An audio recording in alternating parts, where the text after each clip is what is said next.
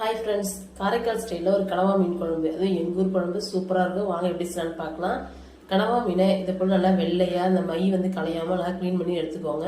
இப்போ ஒரு மிக்ஸி ஜாரில் சோம்பு ஒரு 1.5 ஸ்பூன் அளவுக்கு சேர்த்துட்டு தேங்காய் ஒரு மூடி சேர்த்து அரைச்சி தனியாக எடுத்து வச்சுக்கலாம். இப்போ ஒரு பாத்திரத்தில் எண்ணெய் ஊற்றிக்கோங்க. ஒரு துண்டு பட்டை, ஒரு துண்டு கிராம்பு சேர்த்துட்டு சின்ன வெங்காயம், நான் ஒரு 200 கிராம் அளவுக்கு சின்ன வெங்காயம், 2 பச்சை மிளகா, கூடவே கொஞ்சம் கருவேப்பிலை.